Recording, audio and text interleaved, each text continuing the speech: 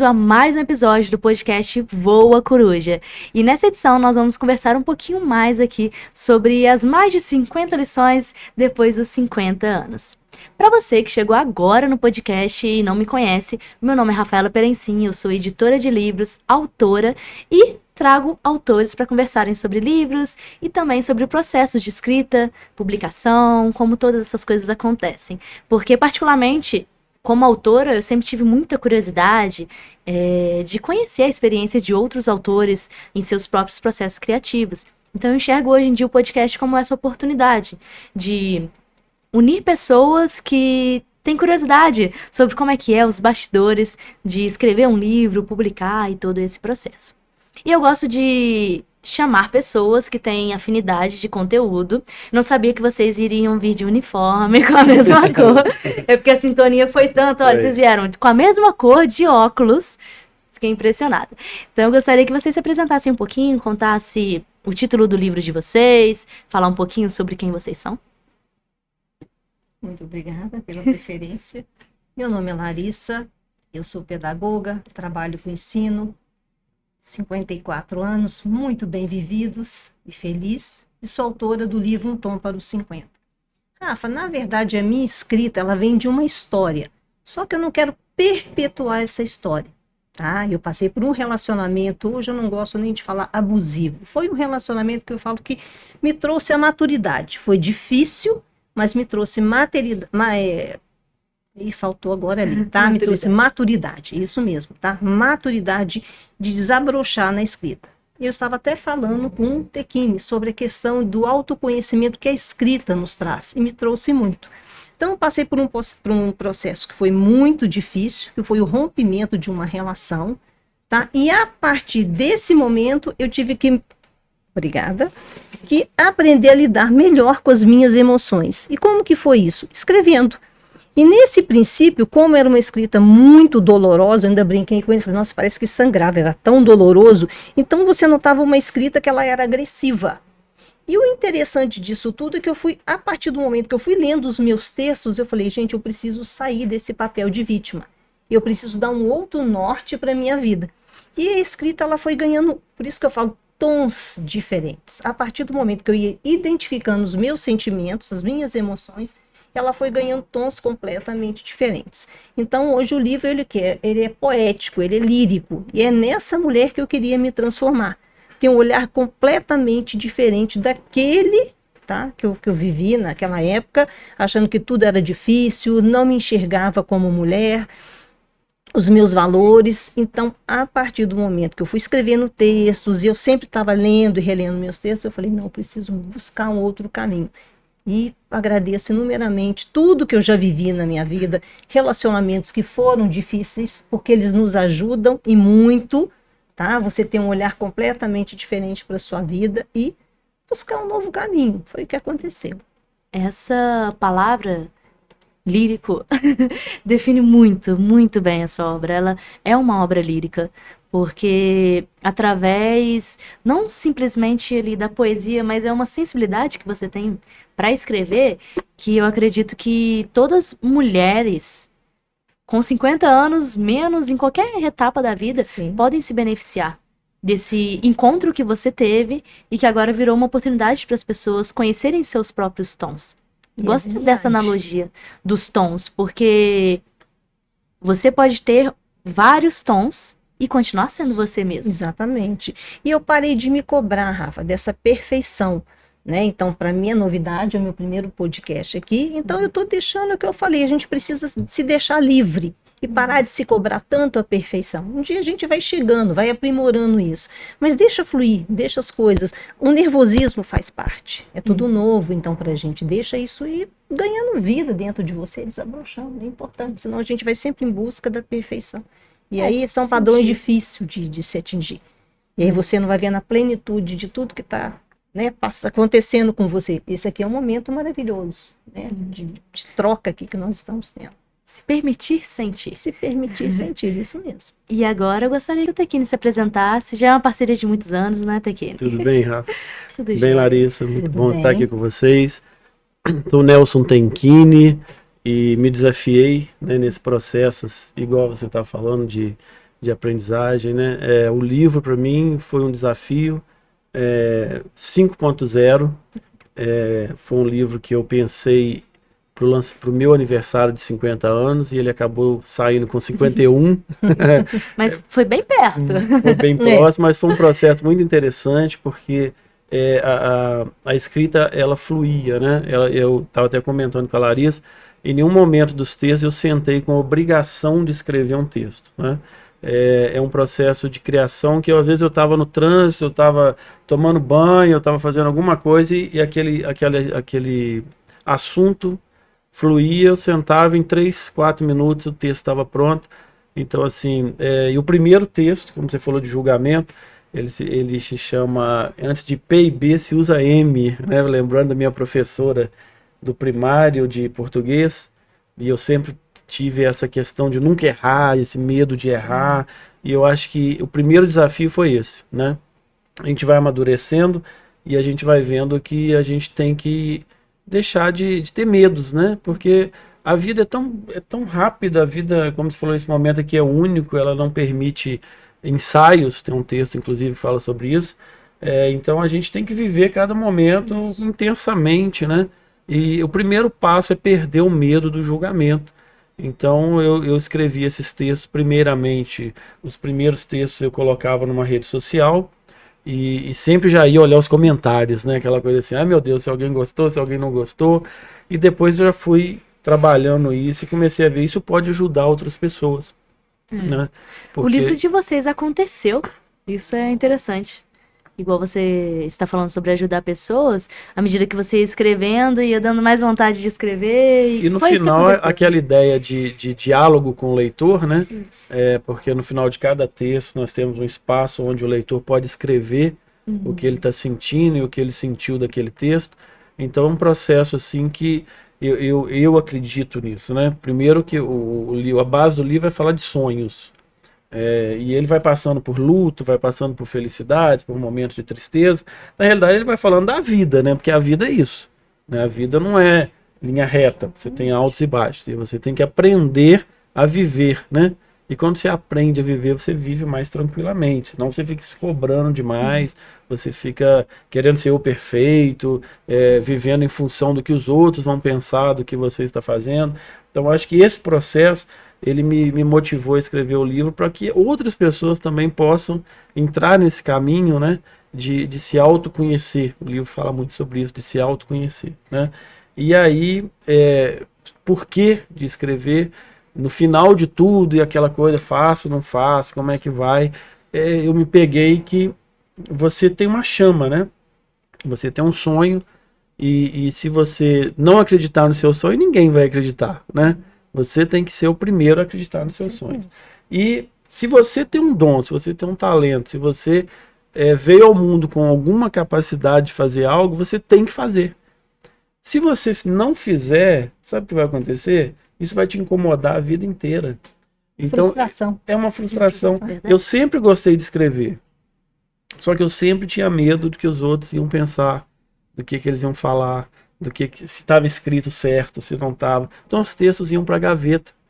Né? Eu me lembro que com 7, 8 anos eu escrevi um livrinho, uma historinha, e nem sei onde foi parar, queria achar pra gente. Eu escrevi a minha historinha mais jovem, foi um livro de poesias sobre comida. Então assim, eu guardei, eu acho que eu não sei se eu tinha 9 anos ou 8. Aí eu escrevi poesia sobre comidas, porque eu sempre gostei muito de comer. Inclusive, amo seus queijos. Podia ter trago uns queijos aqui. Não sabia que podia. A gente já tomava ali alguma coisa com os queijos, são maravilhosos. Leitinho integral, sexta-feira pode, leitinho integral. Viu? Mas muito bom, os queijos que você faz são surreais. Mas voltando pro contexto, vocês dois também agora acabei de me lembrar de uma coisa também interessante que conecta a história de vocês dois. Ambos são professores também. Sim. E o professor tem essa vontade e, para além disso, necessidade de ensinar. Então, acredito que o livro de vocês também tem essa associação com a profissão que vocês trabalham, porque você acaba criando um compromisso de deixar alguma coisa, de ensinar de alguma forma, não é? E hoje em dia que vocês agora já passaram pelo processo de publicação, já tem o livro de vocês, o que vocês acham que foi mais interessante nesse processo? Tanto da escrita quanto na hora de publicar, esse reencontro de se conhecer através dos textos. O seu foi mais um processo de cura, que você foi visualizando, se enxergando através da sua própria escrita. Foi o espelho. Isso. Foi o espelho, né? Eu falo que é mais do que você enxergar o físico, é a alma. Que é muito difícil a gente enxergar além, né? E hoje nós estávamos conversando. Hoje é tudo muito imediatista, Rafa. Tudo para ontem. E eu falo com ele, a minha escrita, ela não tem pressa. Eu converso muito com a minha sobrinha Camila, ela fala, tia, mas por isso que você não tem muitos seguidores, porque seus textos são longos. Eu falo, eu não vou mudar os meus textos porque as pessoas não têm paciência. Eu deixo fluir na hora que eu estou escrevendo. Falei, aquelas pessoas que conseguirem ler até o 2º parágrafo já está ótimo. Agora, se não vão aguentar ler o 3º, o 4º, tudo bem. Então, eu não consigo fazer coisas... Claro, vai ter uma frase, você vai construir. Mas eu deixo fluir, Rafa. Então, tem muitas coisas aqui dentro que a hora que eu vou escrevendo, eu vou deixando. Eu falei, eu não posso inibir o que está aqui dentro de mim. Nós estamos carentes hoje de falar de emoções, de algo que é mais profundo, de emoções profundas, de sentimentos profundos. Né? Então, às vezes, por que vem muito essa questão que eu sou muito emotiva? A Rafa estava, claro, presente, me apoiando no dia do lançamento do meu livro. Eu não vou chorar, ela pode chorar. Porque a gente vem daquela educação de que para, cala, né? Então, você, o que é feio, ficar chorando em público. Poxa, mas é um momento seu. E a Rafa acompanhou todo o processo do meu livro. Então, na verdade, quem trouxe à luz esse livro foi a Rafa. Né? Então, tem todo um amor, um carinho por essa jovem. Porque ela acompanhou o processo, realmente eu tive um problema com uma outra editora, tá? Então, Rafa, como é que a gente vai fazer? A Rafa é muito ética para as coisas, ela procurou saber sobre todo o processo. E foi fluindo, então tá aí. E a capa azul marinho que nós não conseguimos? Porque a foto, quando foi tirada, foi com a capa azul marinho. Só que o que aconteceu? Só saía preta na hora da impressão. Não, a Rafa falou, vai sair azul marinho. Então ela foi até o último momento. Aí, quando ela me mandou, eu falei, gente, eu não acredito que a Rafa conseguiu. Saiu azul marinho. Azul marinho. Então, quer dizer, a gente vê a editora como algo muito mais do que técnico. É algo que você fala assim, é amável aquilo, é amor, é carinho. Tem uma série de sentimentos, de emoções envolvidas ali que te eu passa. acho que o importante é a oportunidade, né, Rafa?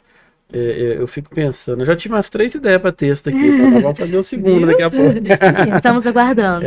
Eu acho, assim, a oportunidade, na primeira questão de professor, eu acho que é isso. A gente é idealista, a gente quer mudar o mundo, a gente quer mudar as pessoas.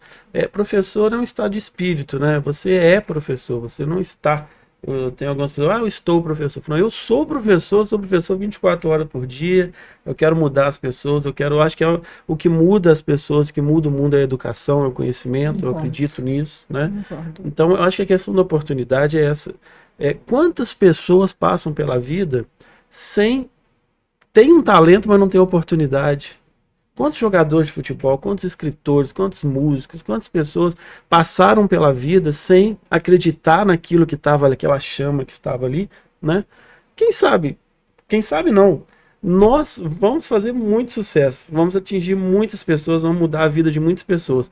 Mas se não tivesse uma editora que publicasse nosso livro, se não tivesse alguém que acreditasse no trabalho, e se nós mesmos não acreditássemos no nosso trabalho, talvez a gente ia passar pela vida e esse talento não ia aparecer, né? Então a oportunidade, eu acho que é o principal, né? Você acreditar no seu sonho e ter a oportunidade e alguém ali acreditando junto com você. E você deixa de deixar sua marca no mundo, né? A gente brinca, sua pegada na areia. Né? Quando você só deixa um sonho, ele fica ali incubado. Não, mas você tem que pôr esse sonho à luz das pessoas aí. Então, esse eu sempre comento, eu sempre tenha pressa. Essa história é muito rápida, mas eu acho que ela é marcante. O meu irmão, ele faleceu com 51 anos, né? E ele trabalhava numa grande empresa multinacional em Belo Horizonte, e eu, na época, isso foi em 2014, 2015, né? Nós passamos carnaval juntos, e uma semana depois, ele acordou de manhã para trabalhar, teve um infarto e morreu, né? E na noite anterior a gente estava conversando no celular, na época nem era WhatsApp, era mensagem, né? E ele cheio de ideias de fazer isso, a gente queria montar uma consultoria de alguma coisa, tal. Aí eu mandei uma mensagem, ele me respondeu sem pressa. 11h30 da noite, 8 horas da manhã, ele faleceu. Então hoje o meu lema é: tenha pressa.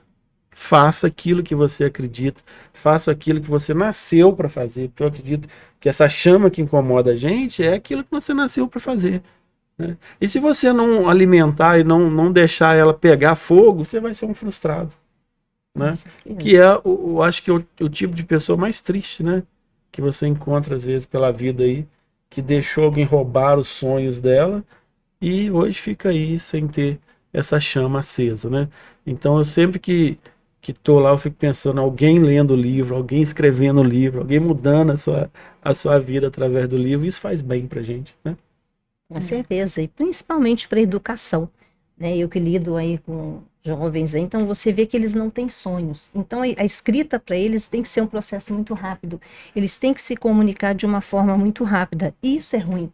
Então eles nem compreendem as emoções deles, aquilo ali. Então às vezes eu vou conversar muito com os meus alunos, eles falam assim comigo: ih, mas você tá antiquada. Isso aí já passou, tia, isso aí não. Então eu volto e eu vou explicando, isso é importante. Falei, o que que você compreende sobre a sua emoção? O que que você está sentindo? Eles não têm esse tempo, então eles querem comunicar muito rápido com os coleguinhas e não quer saber, nem se o colega está bem. Ih, tia, hoje minha colega falou com tá, mas por quê? Ah, sei lá por quê, tia. Então é assim. Eu acho que esses dois pontos que vocês falaram é o que mostra a importância de nós buscarmos o equilíbrio. Porque o equilíbrio, ele é Isso. um local que nós nunca vamos chegar. É um movimento que nos faz continuar nos equilibrando, né? Então, quando você diz não ter pressa, e você diz que hoje em dia as pessoas estão tendo muito. Você diz que é pra ter pressa, e você diz que as pessoas estão tendo pressa demais. Então, o que acontece? Nós temos que ter pressa para realizar os nossos sonhos, mas tranquilidade enquanto eles estão acontecendo. Que é exatamente o exemplo que você deu aqui no podcast. Agora eu cheguei, estou aqui. O que que eu vou fazer? Calma, vou respirar, vou viver esse Viver o momento, momento, né? vou aproveitar, mas não vou deixar para amanhã a oportunidade de estar aqui, às vezes por uma ansiedade ou um medo de se fazer presente. Isso acontece muito na nossa vida. Às vezes nós temos pressa para o que não precisa e chegamos atrasados no que deveríamos já estar lá. Então, é muito importante saber ter esse equilíbrio dessa palavrinha tão pequena que é o tempo, mas que muda tudo na nossa vida, né? O tempo, ele é muito relativo. Eu tenho escrito sobre isso no... Já terminei agora, já posso até falar no meu próximo livro, que chama Uma Palavra por Ano. E eu falo sobre a questão do tempo e como as culturas e as linguagens identificam o tempo de uma forma diferente. E se você pensa no tempo de uma maneira diferente, ele existe de uma outra forma para você. Tempo e dinheiro tem a mesma... Nós podemos usar a mesma metáfora. Se nós pegarmos assim o tempo de todo mundo, o dinheiro de todo mundo, dividir igualmente para todas as pessoas, depois de determinado período, o dinheiro vai voltar para a mão de quem tinha mais e o tempo vai voltar, digamos assim, para a mão também de quem tinha mais. Porque a questão aqui não é o tempo ou o dinheiro ou o recurso, é como você gere o recurso que você tem.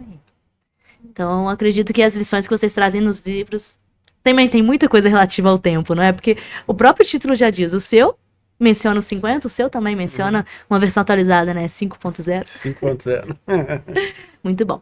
E agora eu gostaria que vocês deixassem uma mensagem final para quem está aqui nos assistindo a respeito do livro de vocês ou a respeito das experiências que vocês tiveram na vida e o que vocês incentivam as pessoas a fazerem com a própria vida delas. A primeira coisa que eu falo, vou dizer para as mulheres, né? Porque claro que homens também podem ler o meu livro, mas eu falo para as mulheres, façam aquilo que vocês têm a vontade de fazer. Nesse sentido, tenha pressa. Tenha pressa de realizar seus sonhos, de colocá-los em prática. Também não adianta só sonhar, você tem que colocá-los em prática.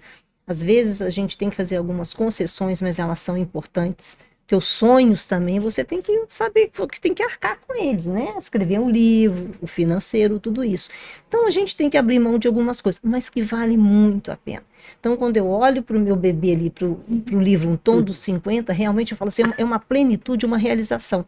Eu não imaginava, hoje eu escrevi um texto, chegar a tanto. Então, para mim, assim, 2024 foi um marco. Posso dizer que foi um marco, realização de projetos. Criei um perfume também com uma amiga que se chama Mavi Larissa. Então, assim, foram muitas coisas que eu nem imaginava dentro desse meu processo de criação que iria brotar. E no livro, qual é o tom que a Larissa encontrou? Tem que ler, gente. Eu encontrei um tom, está lá no finalzinho do livro. Cada um tem o seu tom. Mas você tem que realmente o quê? Querer conhecer qual é, né? Por isso que eu falo que o autoconhecimento é muito importante para isso. Se deixe ver por dentro e por fora. Muito bom. E você, Tequine, qual a palavra final? Nossa, são 50 palavras. Né? São muitas. Imaginando os textos aqui. É muito interessante esse processo, né? Eu fico pensando, tem um texto que fala sobre no final tudo é saudade. Né? Eu acho que a gente tem que curtir a caminhada, sabe? A gente vai chegando no 5.0, 5.1, 5.2, e aí a gente vai olhando para trás, tudo que a gente passou, né? Ficou para trás, já passou, foi o que trouxe a gente aqui hoje, tudo bem, mas no final tudo vai ser saudade. Sim. Daqui 50 anos a gente não está aqui mais, daqui 100 anos a gente não está aqui mais. Então a gente tem que curtir esse momento, podcast, tem que curtir hoje à noite o que você vai jantar, amanhã o que você vai tomar café da manhã. Tá presente no momento. Eu acho que essa pressa ela tira muita presença, né? É isso. Você está num lugar e já está pensando em estar em outro, e já está pensando que amanhã tem que fazer outra coisa, e aí você não curte o momento. Então a mensagem que eu deixo é essa: acredite no seu sonho, curta a caminhada, porque no final tudo vai ser saudade. Gente, essa frase é muito linda. Sim, é isso mesmo. Muito profunda. E realmente é o que acontece. Tudo para trás são memórias. Então, quanto mais nós fizermos a nossa parte para que elas sejam magníficas, e é bom usar esse termo magníficas, porque as pessoas usam termos simplistas hoje em dia. Mas quando você usa um termo que te eleva, ele também eleva a sua própria memória. Então, que nós tenhamos uma vida realmente magnífica, uma vida com muitos tons, uma vida 5.0, 5.1, sempre com atualizações. E nessa atmosfera de positividade que vocês trouxeram aqui para o podcast, eu gostaria de agradecer a presença de vocês, agradecer a parceria, a confiança. A Larissa trouxe pra gente uma demanda, confiou no nosso trabalho depois de já ter sido decepcionada. Então, gostaria de agradecer muito essa confiança no nosso trabalho e o Tequine pela parceria de muitos anos. Agora veio o livro como parceria de editora, mas sempre admirei muito o seu trabalho, desde o primeiro contato, a palestra que você fez no Espaço Relaciono, quando eu atuava junto ali, organizando as dinâmicas. Então, gostaria de agradecer por esses encontros que a vida nos proporciona. Muito obrigada. Posso deixar uma perguntinha também aqui? Claro. Qual é o tom da sua vida? Descubra, permita-se. Perfeito, porque toda finalização de podcast eu gosto de deixar uma pergunta para quem está aí nos assistindo, para que o podcast saia dessa mesa e entre aí na sua mente. Mas já que a Larissa deixou essa pergunta, que era exatamente o que eu estava pensando em perguntar para você, eu espero que você reflita sobre ela. Qual o tom da sua vida? E quais os tons, as derivações que você pode trazer para sua própria jornada? Eu te vejo no próximo episódio do Voa Coruja.